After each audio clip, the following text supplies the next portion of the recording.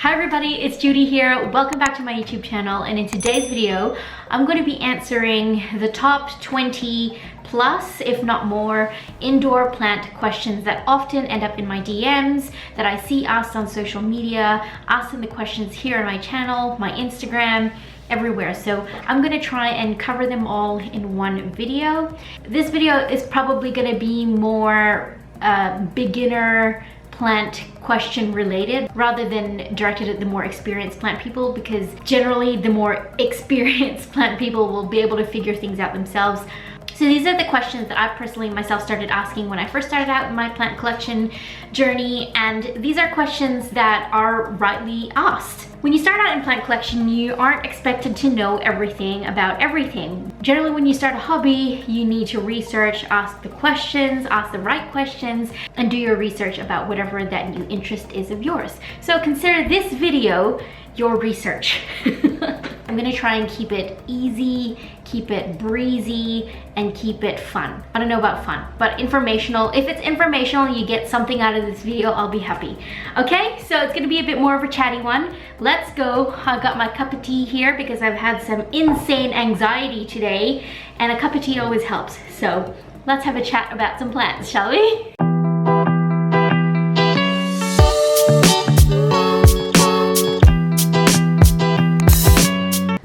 Question number one that I get asked very often, and I see on a lot of Facebook group pages, is what is wrong with my plant? And then it generally shows a picture of a plant that has maybe like one yellowing leaf, one curly leaf, and the rest of the plant looks fine. When your plant looks like this, you have one yellow leaf and the rest of a plant that looks perfectly fine, I wouldn't be too alarmed. Generally, yellowing leaves is a sign of new growth coming through. It's the cycle of life. New leaves will come out, old leaves will die off. If this yellow leaf comes off really easily, pick it off, the rest of your plant will be fine. That's just the way it goes. That's the way vegetation grows. New leaves come out, old leaves die off. You will see this time and again when you are going through your plants, especially with plants that are a little bit bushier. You will see that as the more new growth that comes out, a lot of older leaves in the center or the base of the plant will start dying off. Now, if your plant starts to drop off leaves and start to go yellow like all at once overall, that's when I would probably look a little bit closer and investigate further. But when it comes to one single yellow leaf or maybe two yellow leaves and a whole bunch of other happy looking leaves in your plant, don't be too alarmed. It's generally quite natural and it's just the way it goes a lot of the time. However, yellowing leaves can be signs of the following: overwatering, underwatering, not enough light, or too much light. So it could really go at both ends of the spectrum as to what is wrong with your plant. Let's tackle overwatering. Feel the soil of your plant. If it's really sopping wet and if you water it like more than once a week, chances are it's probably overwatering that is causing the yellow leaves of your plant. Feel the soil. If it's wet, leave it, let it dry out, and then water it. If you feel the soil of your plant and it's really super dry, then chances are it's underwatering that's causing the yellowing leaves on your plant. How close is your plant to the light? Is it getting bright, direct sunlight all day long and you can see the leaves of your plants like going peaked and really yellow and kind of going faded? It's probably then too much light. Is your plant in a corner of your house that is really dark and doesn't get a lot of light during the day? It's probably not getting enough light. So it's a matter of troubleshooting your space. Just from a photo on Facebook, someone saying, hey, what's wrong with my plant? Without knowing all the different variables that surrounding what's wrong with your plant, no one can really troubleshoot it for you better than you can troubleshoot it for yourself. So it's generally just a bit of knowing the right questions to ask yourself. Is it, am I overwatering? Am I underwatering? Am I giving my plant too much light? Not enough light? Does it have enough airflow? That's another thing, airflow. So it's a matter of knowing the right questions to ask yourself. For us plant people who already know the general care of a lot of plants, it might seem like, oh, duh, wouldn't you just naturally ask that question yourself? But for those of you who are starting out, sometimes you don't know what the right question is to ask yourself. So these are just some things to think about. One yellow leaf, don't be too alarmed. A lot of yellow leaves, these are the things that you need to troubleshoot, ask yourself about your plant. Question number two, when do I water my plants? If you're not entirely sure when to water your plants, stick your fingers in the top surface of the soil. Let me get one as an example. Here we go. This is a MONSTERA Adansonii.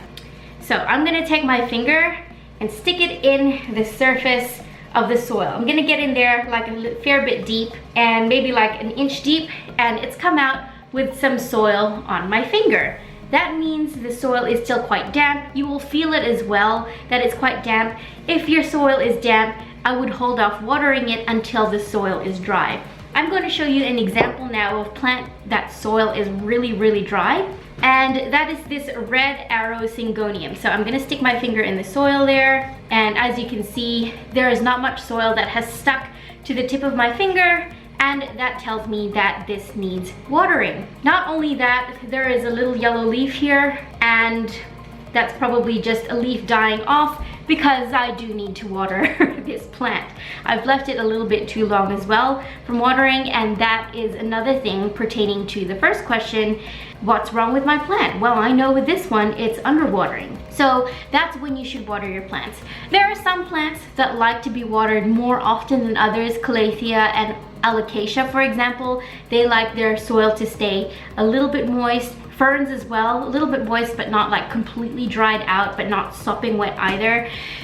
As you go along with plants and get to know their different characteristics and needs, you'll figure out when and how to water them. But as a general rule, I like to let the soil of my plants dry out almost completely, or at least the top few inches of soil dry out before I go ahead and water it again.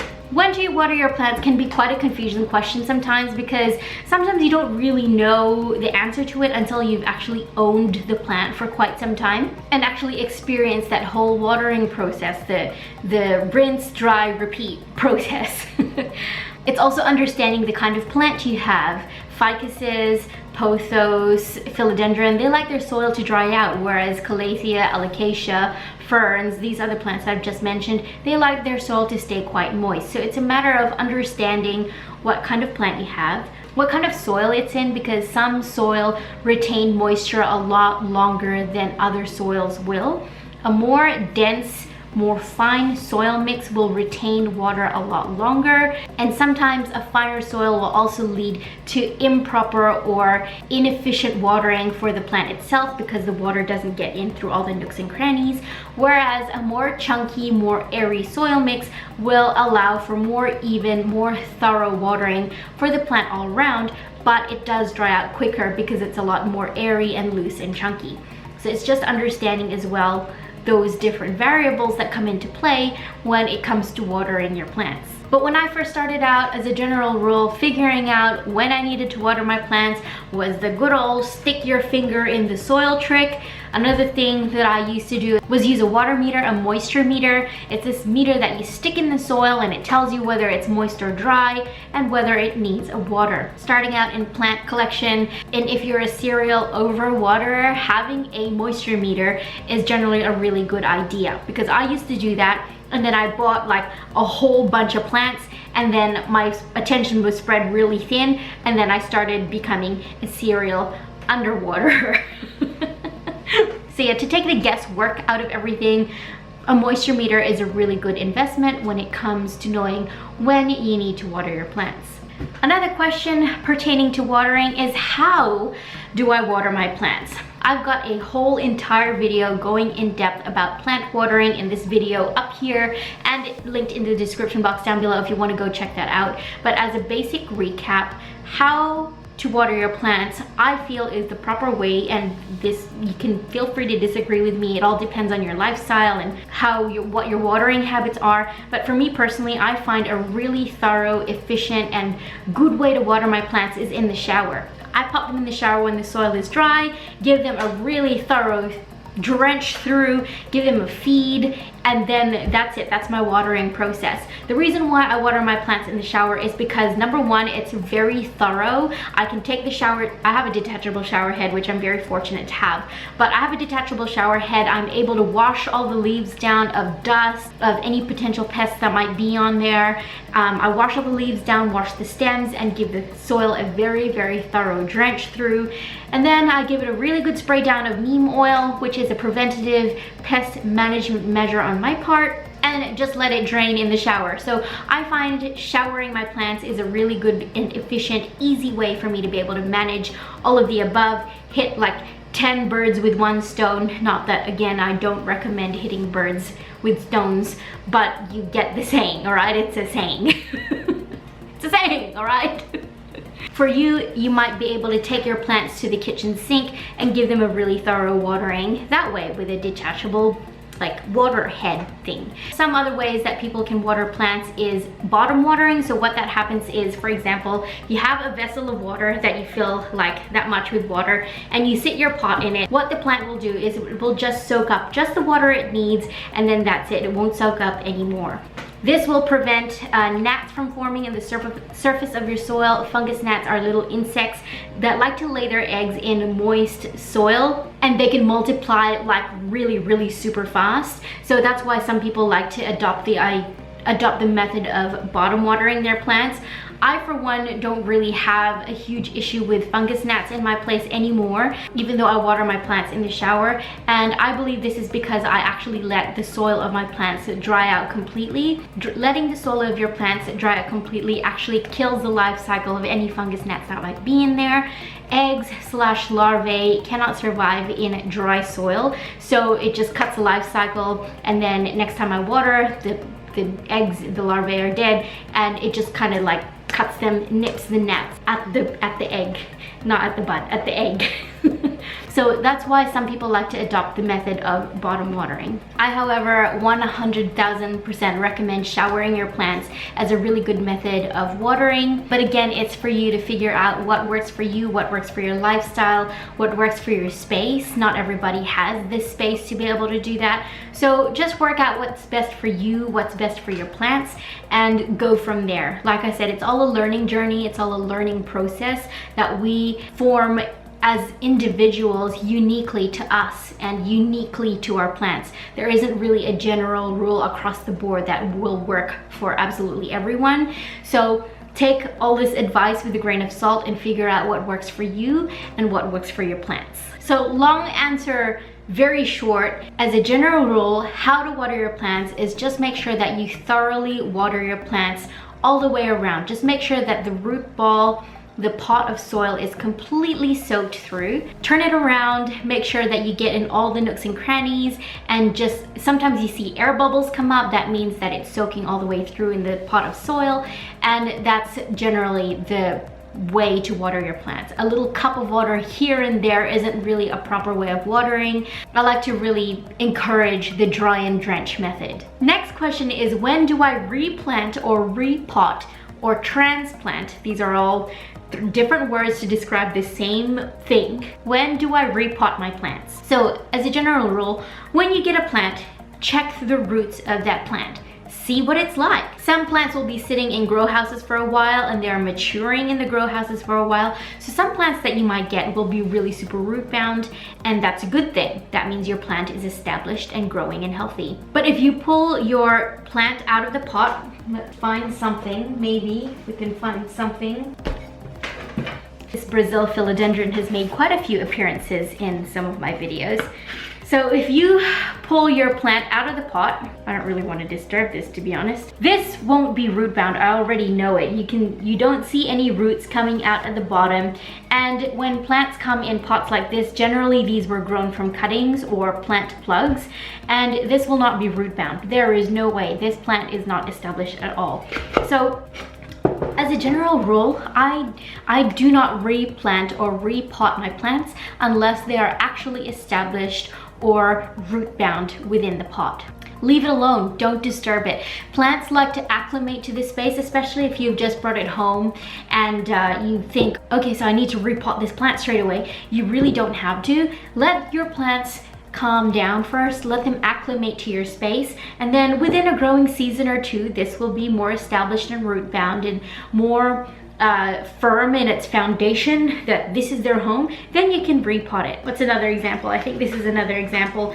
This is still sitting in the original nursery pot that it was grown in. Like, have a look. See, it's not even root bound at all. And I've had this for about 2 years now. So just let it be. Let it sit in there, let it establish, grow its roots out, and You really don't need to disturb its roots or anything. If you don't like the look of a nursery pot, then, you know, pop it into a pot like this. Put it in a cover pot that doesn't have a drainage hole, and just let it sit in there if you don't like the look of the nursery pot. But I would really recommend to not repot your plants as soon as you get them. You'll find that if you pot a plant, like repot a plant into a pot that's way too big for it, like for example, if I potted this into a pot this big, it will actually stunt their growth. They will be swimming around in there and they're floundering around. They don't know what to do, and it will actually stunt the growth. And the plant itself will start to decline. I've seen it happen before my very eyes because I did that a couple times until I figured out to leave the plants in the original pots until they are root bound and acclimated to the space. I find most of my plants like to be root bound. Don't ask me why they like to be root bound. They just do. I feel like maybe it's like a baby, swaddling babies. They feel safe, just like swaddled in a blanket. Sometimes I see babies swaddled like so tight and I'm thinking, geez, that baby looks like a spring roll. But the babies love it. You know, I think maybe it's the same for our plant roots. They like to be swaddled by their nursery pot. Next question is, what is a root bound plant? So you say, okay, Judy, you say don't repot your plants until they are root bound. So what does it mean? What does it actually look like for a plant that's root bound? So I just recently repotted a fair chunk of my plants, but I think I missed one, which I think is this one. So I'm gonna pull this one out, which I'm pretty sure it's root bound because I haven't repotted this plant since I got it, and this was about 2 years ago now. So let's have a look and see. So I'm just gonna pull it out. This is also very, very dry and needs watering. And this is an example of a pot of a plant that is like, it's actually not as root bound as I thought it would be. I feel like the soil could use refreshing as well. So as you can see, there are roots coming at the bottom. There's roots pushing themselves up against the side of the pot. So this isn't as root bound as I thought it was gonna be. Oftentimes you will see a very intact root ball, and I'll see if I can find a picture of it and I'll insert it right here, what a super root bound plant looks like. And when it looks like this is when you need to definitely repot it.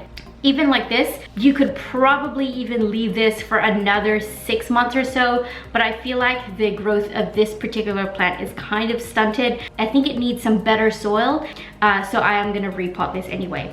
But that's the answer of what a root bound plant looks like, and when it looks like that, then it's time to repot. Like I said, some plants do a lot better when their roots are actually like super bound. So in that instance, like, it's really up to you. If your plant is doing really super well, but they're really super root bound, it's really up to you whether or not you want to repot it. I mean, the only downside to having roots bound like that much, like the photo I just showed you, is that you'll probably need to water so much more often because there's hardly any soil left within that pot that you'll just need to water over and over again because there is no soil to absorb any moisture for the roots to drink from. So you're gonna have to like constantly water that plant. Another thing is, once plants are that root bound and the plant has kind of like is doing okay, but it's not actually growing anymore, and if you do want it to grow more, upsize it to a pot that's just a little bit bigger, and that's okay. But it's in an instance where the plant is doing okay, but it's root bound, like it's really up to you whether or not you want to repot it. It's just a matter of what you're looking for in the life of your plant. Okay, question.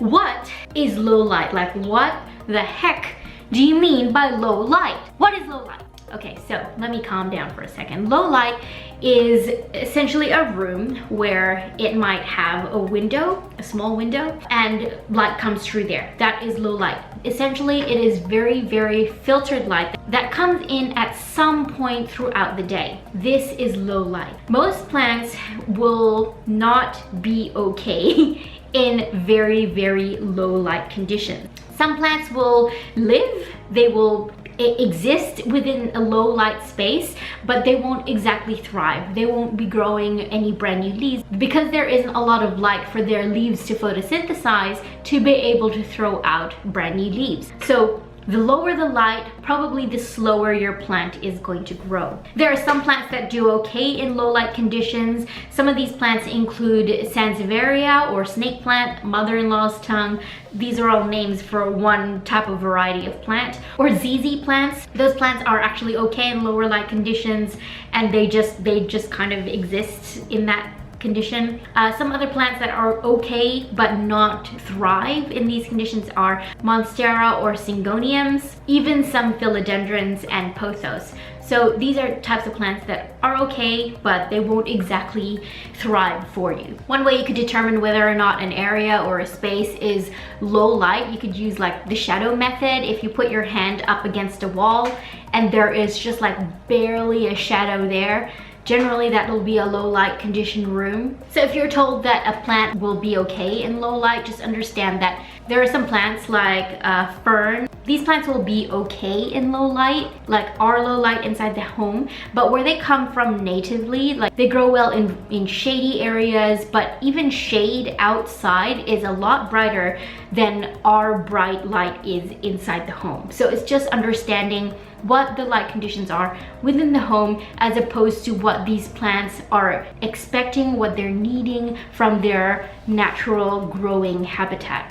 Does that make sense? So also understanding that low light doesn't mean no light, and most plants will tolerate the low light, but they won't actually thrive and grow in it. As a general rule, the more light the better for your plants.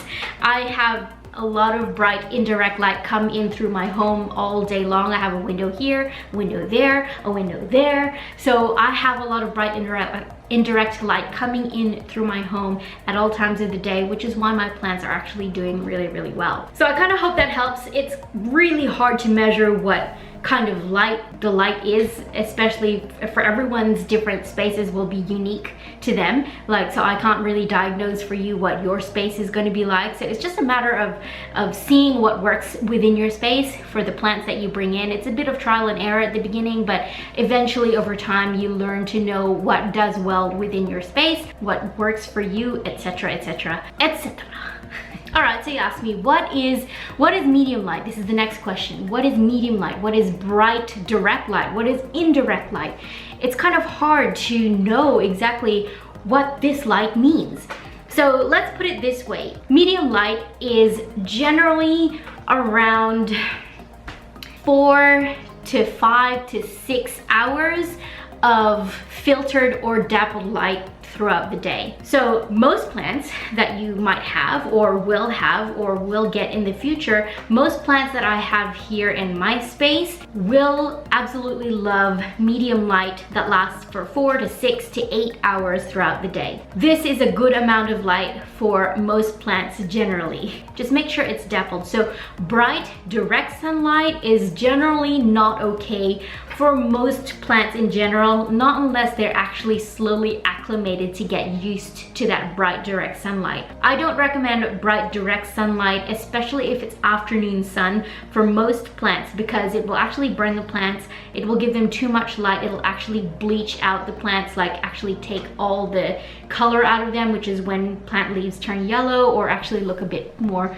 pale or peaked. That's also a sign of them getting too much light. Most indoor plants appreciate filtered, dappled, medium light that lasts for about 4 to 6 to 8 hours. Okay, so I hope that kind of explains to you light situations. You kind of just gotta watch your plants and see what they appreciate and what they're doing well in, and then just like going from there.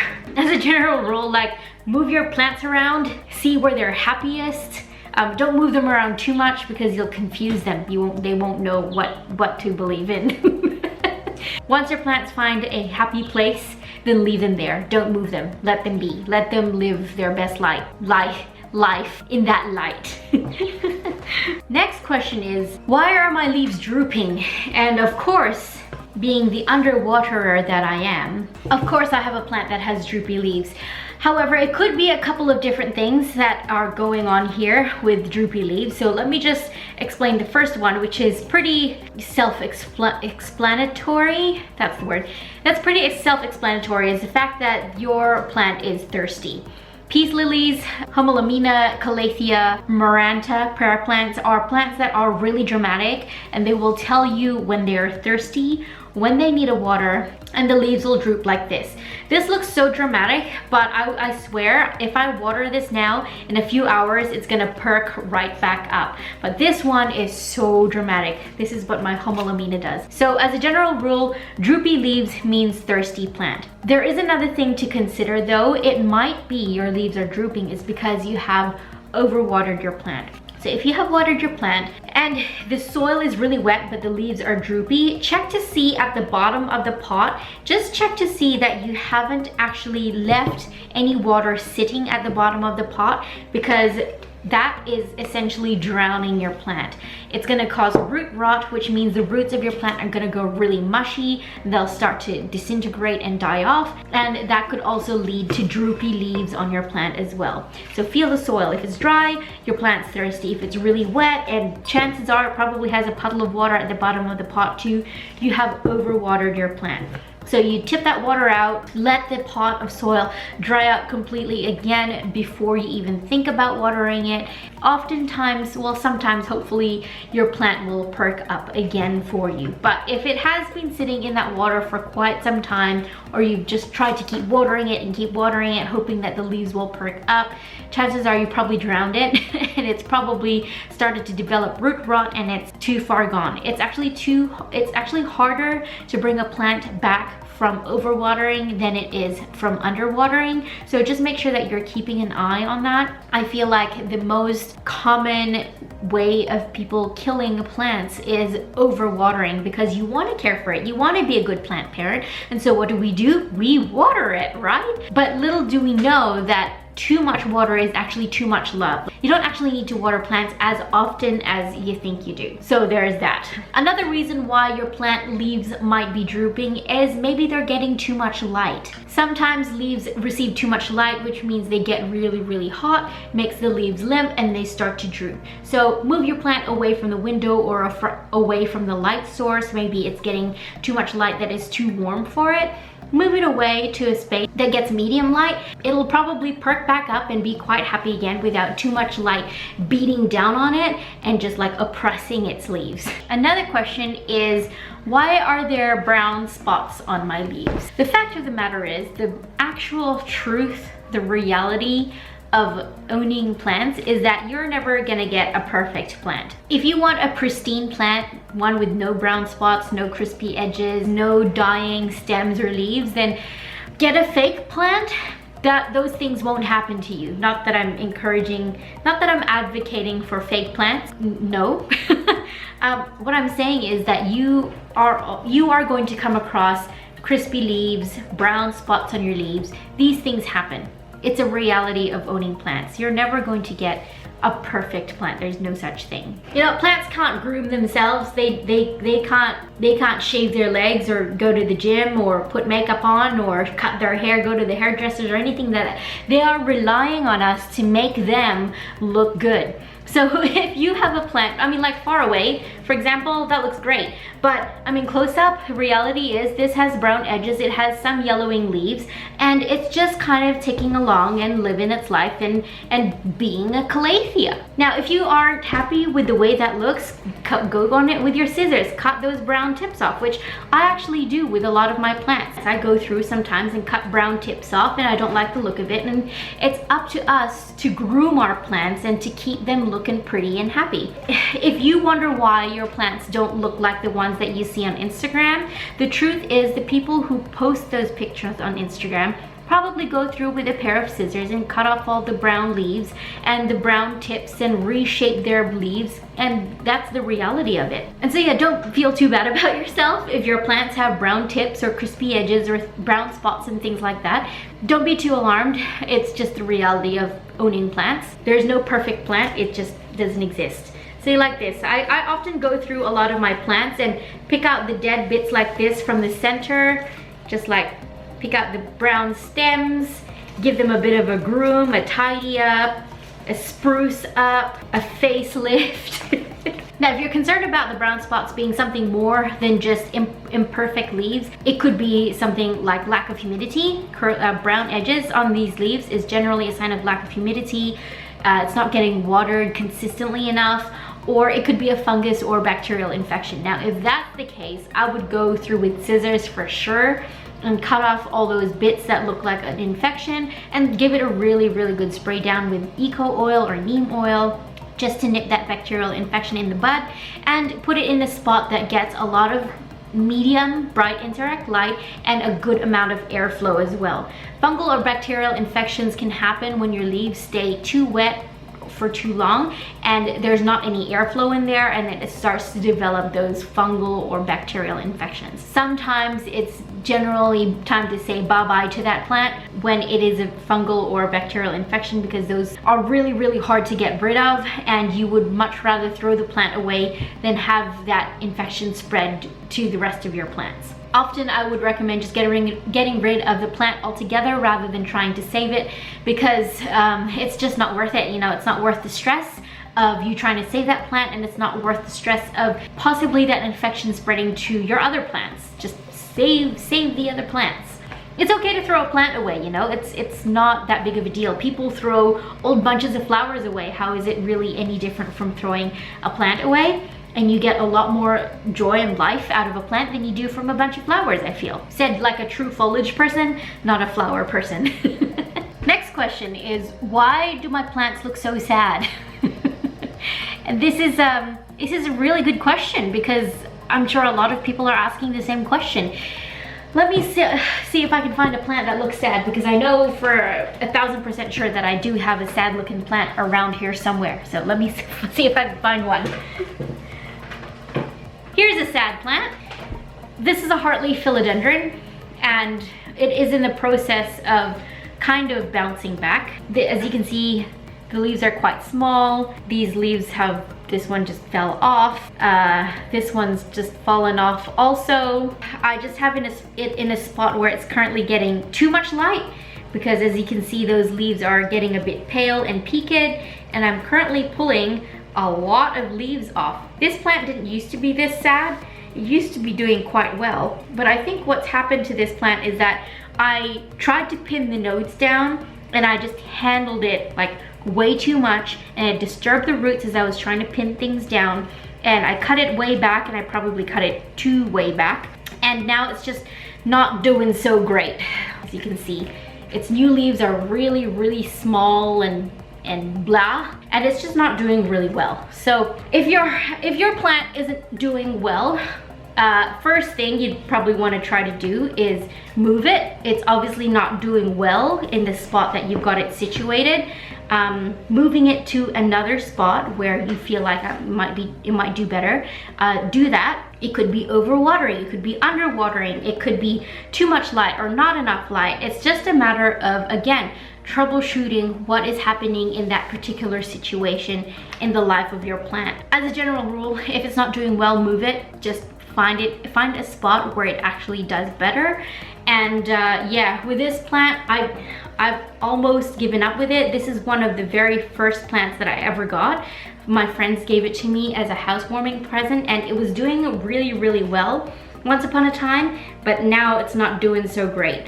I think there was one point where I overwatered it, and there was another point where I underwatered it, and right now is that instance. It's very, very dry. So I'm discovering a pile. I've got a pile of plants now that I need to do stuff with. I've got 2 I need to repot, 3 I need to water, 1 I need to trim the leaves off. And I'll talk about trimming in a minute, but yeah, just find your plants that look sad and move them, put them in a spot that you think they might do better. If your plant's looking sad, they generally need more attention, and that doesn't necessarily mean watering, it just means attention to what their needs might be. It could be they might need a feed, or they might need less feed. Like too much fertilizer can be another issue that people may face with their plants. Too much fertilizer will burn the roots, it will burn the leaves. Not enough means your plants won't grow. So it's a matter of figuring out what you have done or haven't done with your plant, and then taking small baby measure steps to try and help your plant bounce back and look a bit happier. So yeah, I don't honestly know what to do with this anymore. I've almost given up with that one, almost. But the reason why I keep trying with it is because it was one of my very first houseplants ever. Another question is, can I cut my plants back? Where do I cut my plants back? Do they like it when I cut them back? And like, that's a lot of questions. The first one I'm gonna answer is, can I cut my plants back? And the answer is yes. It'll push new growth out. It will push new growth out elsewhere, on somewhere else on the plant. If one branch cuts off, something else will shoot out from elsewhere. Another instance where it's really great to cut your plant back is if, for example, it's growing out of the space that you want it to fill in your home. If it's taking over, if you feel it's just getting really overwhelming, then for sure you can cut it back. You are in charge of your plant. Your plant is not the boss of you. So plants actually respond really well to being pruned. And another question is, where do I cut them back? So the place to cut them, a really good place to cut them back is just above a node. Cutting it back there will signal to the node underneath to reactivate and start out a whole new branching out life. There's a whole lot more that could be said about pruning your plants back and propagation and things like that, but the short answer is yes, you can prune your plants back. Plants actually respond really well to being cut back. When plants are like getting really long and they're reaching out and taking over your space, then for sure cut it back. You can even propagate those cuttings that you've taken. So for example, this is my Rhaphidophora tetrasperma, and it has made many an appearance in my videos, and it was shooting out two very long arms. It had one coming out this way, but I cut this the other day because it was starting to hang down, just very much like this one is, but I only cut one side because I wanted to cut the other side on camera. So as you can see here, this one long branch is just taken off. It's doing the absolute most, and I'm really appreciative of that, but it's now actually getting to a point where it's too big. So I'm gonna cut it back, like maybe like here, and propagate all of this. Once I cut that back, I know for sure it's gonna start growing off again because I have cut that back quite a few times and it's still continued to take off. So yes, you can cut your plants back. They respond really well to it. Question number 10, do your plants need more light in the winter? Even as humans, we can relate to this.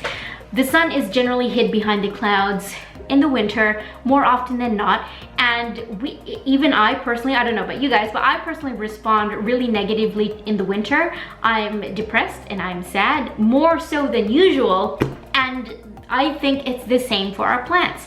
We need to be able to provide a secondary source of light for our plants, especially during the winter when the sun isn't showing its face, its bright, happy, cheerful face, quite as much as it does during the spring and summer. Providing more lights to your plants could mean some more brighter lights into your house, or setting up lamps around your space that just provide that little bit of extra light for your plants. You don't have to have the full hydroponics grow lights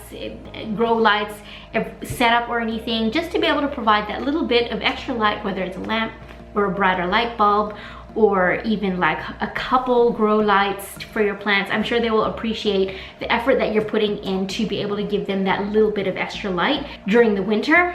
I've got a whole video about winter care tips for plants, and I will leave that video linked up here and in the description box down below if you guys want to check that out.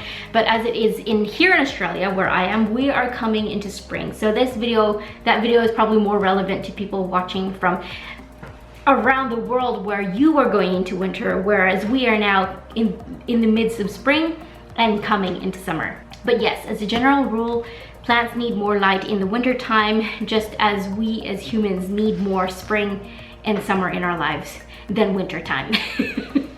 Question number 10, what is that white stuff in my soil? I see this question quite a fair bit. So if you're looking through the soil in your nursery pots and you see these little white bits through the soil, and you think, oh my goodness, these are larvae eggs, these are bug eggs.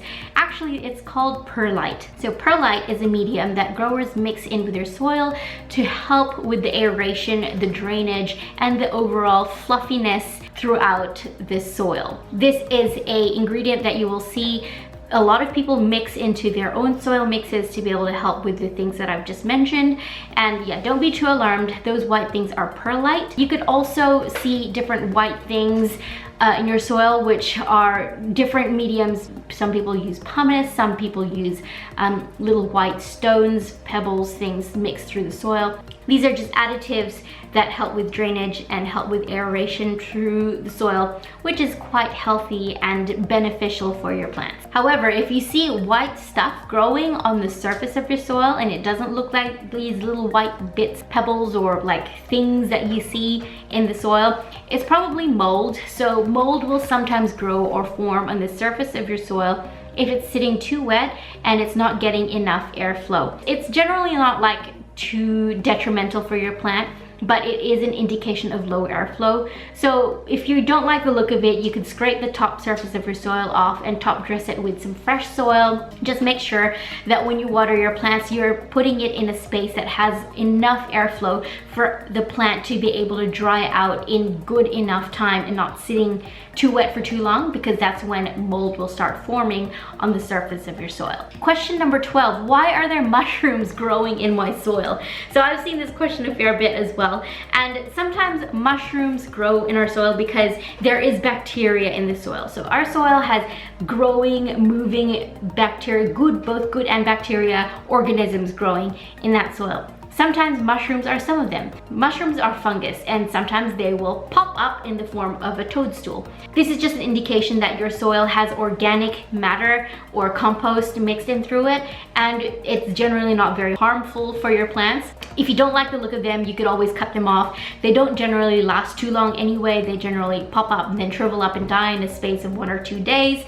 But they are not harmful to your plant. Don't be too alarmed if you find mushrooms in your soil. Question number 15 is, how do I move with my plants? And often I ask myself this question as well. I have not as yet been unfortunate enough to have to move with all of this. I moved into this house without this, and I've been growing this collection for the last 2 years or so. So I'm not looking forward to the time or day where I'll have to move all of this.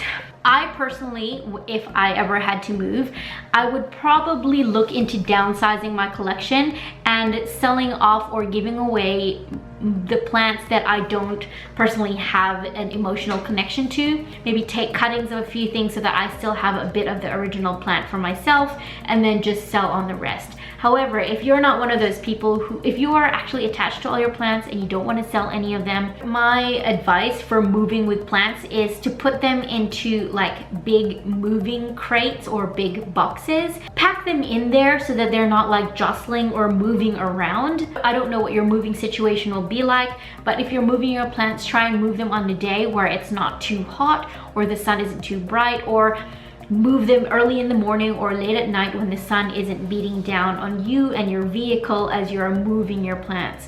So also understand that when you move your plants from one space to another, they are going to react. You're going to see some type of transplant shock or relocation shock. And some of your plants might not like your new space. It's gonna take them time to reacclimate, so don't be like overly alarmed when they start to show signs of distress, but because it's going to happen. Like, even us as humans, we experience some type of emotion, don't we, when we are relocated or change happens, or when we're suddenly taken out of our comfort zone and moved into a new space. Like, I feel like it's going to be the same for our plants. So just give them a bit of grace and understanding that they have been moved from one space to another, and you need to try and provide them with the same living conditions that they came from in order for them to find the transition into their new space a little bit less harrowing for them. I'm talking about them like they're people, but it's true. How do I transplant cuttings from water into soil, and can I keep them in water forever? So let's answer the first part of this question.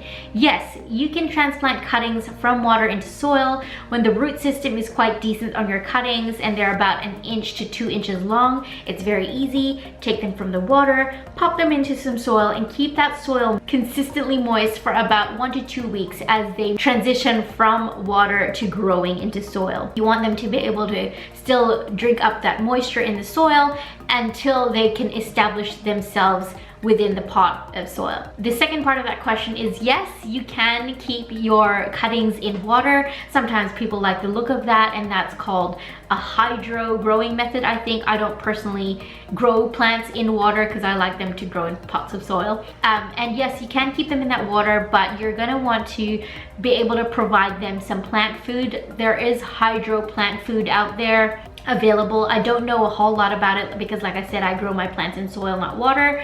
Question number 17, what are the easiest plants to take care of? You know what, the easiest care plants for me are the plants that don't need watering very often, because I'm not very good at watering very often. These plants include the ZZ plant. I personally water my ZZ plant maybe like 4 times a year, quarterly. I water them quarterly. I literally forget that I have them, and then I look at them and think, oh wow, I need to water you. I haven't watered you since like 3 months ago. Pop them in the shower, give them a good drench, and then pop them back in their spot, and they're happy for the next 3 months. Another plant that isn't quite that low maintenance is the Sansevieria snake plant. Those are really super easy. They literally just live. Sansevieria is another one of those plants that don't need quite as much care as some others do. You really don't need to water them that very often, and they look great. They're beautiful plants. They are a little bit slower growing as well, so you don't need to worry about having to transplant or repot them very often. Some other plants that are really super easy is the MONSTERA DELICIOSA, golden POTHOS. They're very easy care plants. You just water them when the soil is dry, feed them during the growing season, wash the leaves down when they're dusty, and that's pretty much it. Most plants, as a general rule, I find are pretty easy. The only thing with that is just being on top of the watering schedule, especially if you forget to water plants. If you don't forget to water plants, then like good for you. I'm happy for you. Just be careful not to overwater your plants. Question number 18, how do I get my plants to flower? So not all indoor plants will flower. Some of them will. I know Maranta is one that will flower, Calathea, Chenanthe sometimes flower, same as Alocasia, sometimes Monstera. Monstera really only flower when they are like really super mature plants. Peperomia is another one that will flower. If you want your plants to flower, I would use a fertilizer that is high in phosphorus. There are certain nutrients that plants need in order to be able to flower. If you're an orchid collector, this is something you might want to do a bit more research into, but this isn't a question that I'm generally looking into researching for myself personally, because I'm more of a foliage person. In fact, when I see my plants have flowers on them, I cut those flowers off, because what that happens is when you see them putting energy into growing flowers, it means they're not putting energy into growing new leaves, and I'm more about that foliage life.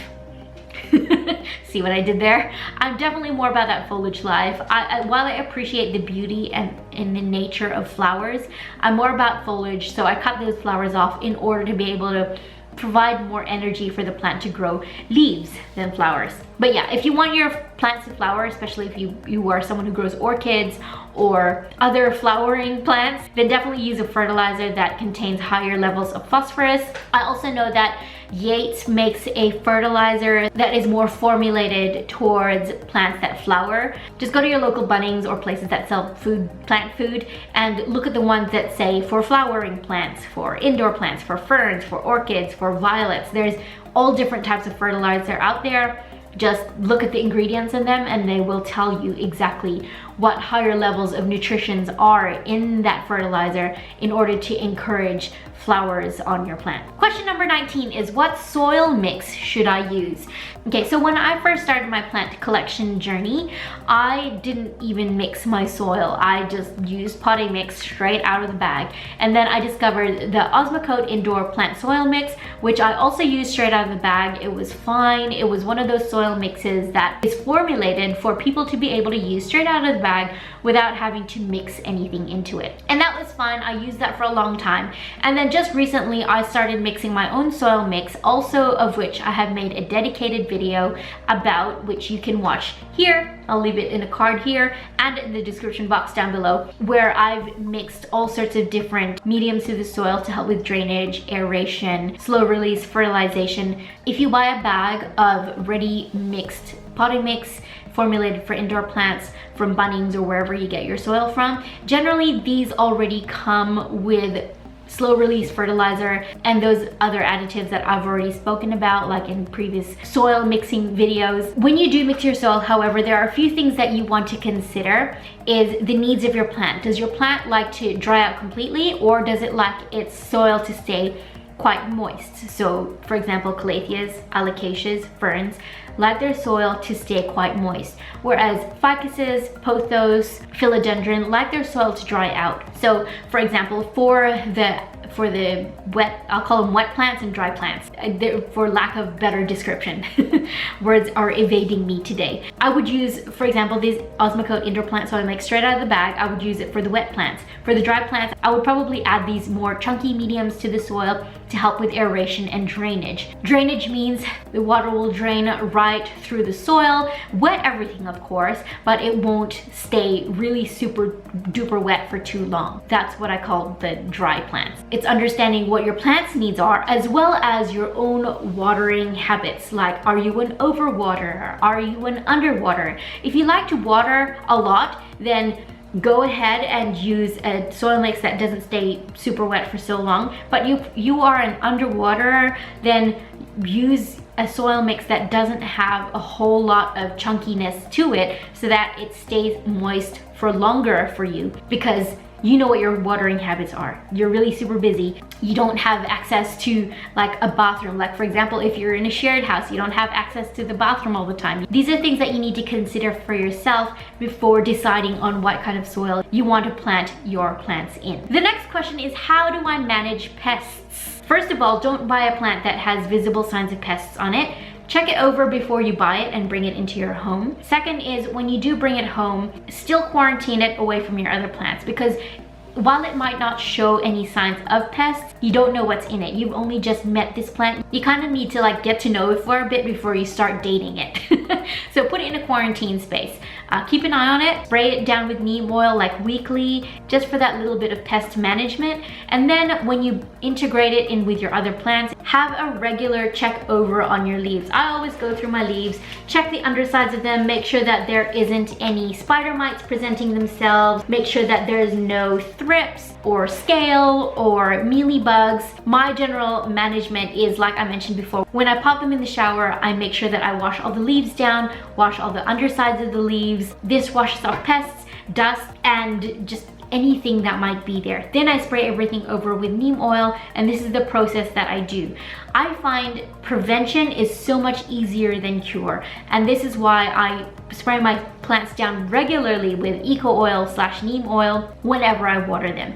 This is a pest management schedule or routine that it's really important for you to have to maintain with your plants, to ensure that they're not overridden with pests. It's really important to check them over regularly. Just go around, you know, like how we appreciate our plants. Just go through, check the undersides of the leaves, make sure that, you know, they're all sitting pretty and they're happy and all that. Just make sure that they're going okay, and just check in with them every once in a while. Yeah, it's easier to stay on top of pests than among them. The next question is, why are my leaves changing color? There could be a whole various array of reasons for your leaves changing color, but some of the reasons include older leaves dying off, like I mentioned earlier in the video.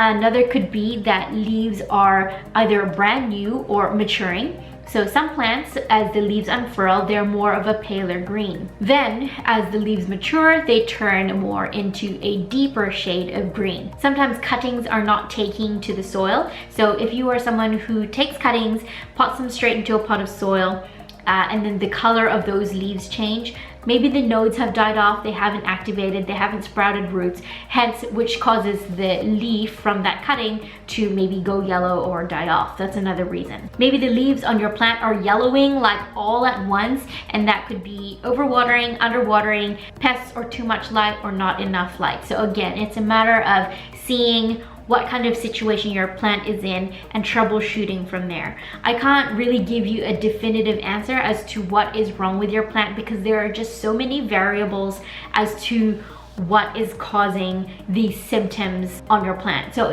it's really up to you. As much as I would love to help you and fix your problem, I can't fix your problem. Only you know what you've done to your plant. All I can do is equip you with this information and give you the right questions to ask yourself about your plant. What to look for when buying plants. So I've also created another whole video about this, about what to look for in plants when purchasing them. But as a general rule, number one, check over your plants, make sure that they don't have pests before you bring them into your home. Number two is I like to buy plants that are multi-planted. So an example of a plant that is multi-planted is this one here. This is this Calathea. It's got 2 planted within the pot there. I mean, it's got 2 planted within the pot because I put 2 in the pot. But I would buy plants that have more than 1 growth point in the pot. Another thing to look for is what kind of soil is it currently growing in. Often growers will use this mixture called peat moss, and it's not the nicest soil mix out there. I would look at the soil and see whether or not it's something that I'm gonna have to like go out and buy some new soil to repot it into. You'll also wanna like pull the plant out if you can and check the roots of the plant. See if they are established, see how root bound the plant is, see if the roots are healthy and growing well and established. These are things that you want to check over the plant as well when purchasing. So I think that's all the questions. I think it was 20 or 20 plus. I counted like 22 when I wrote my list out. But hopefully this video was helpful and not too boring. If it was boring, I'm sorry. And if not, then hope that it helped. It's probably really long now, so I'm not gonna waffle on any longer. Thank you guys so much for watching. Thank you for those of you who asked these questions. I always appreciate that you feel like you can ask me these questions. So thank you for asking them, and I hope this video helped you out. If you haven't yet subscribed, guys, I would really appreciate it if you do. I see in my analytics that a lot of people watch my videos, and about 78% of you who do watch are not subscribed. So I would really appreciate it if you click that subscribe button down below and continue joining me on this plant journey. So thank you guys for watching. Let me know in the comments down below if you have any more questions, and I will answer them for you in a future video. So thank you guys so much for joining me in today's video. I appreciate you've chosen to spend your time here with me today. Please like the video if you did, subscribe if you haven't, and I will see you all in my next video. Bye. Back to my YouTube channel. Hi everybody, it's Judy here. Subscribe, I would love it if you did. I'm really hot now. So yeah, to take the guesswork out, the next question is next question is when do I repant when we're plants unpanted. Deary me. As a general rule, just like move your dear. Okay, next. Wow, this looks so sad. I keep finding plants that need repotting whenever I make videos. So that's that on that. Sad plant. Sad plant. Oh, I found a spider. No sad plant. Oh yes, here. It'll start out a whole new branch of growth. I just said that. I literally just said that. I'm not making any sense. Mushrooms are fungal things.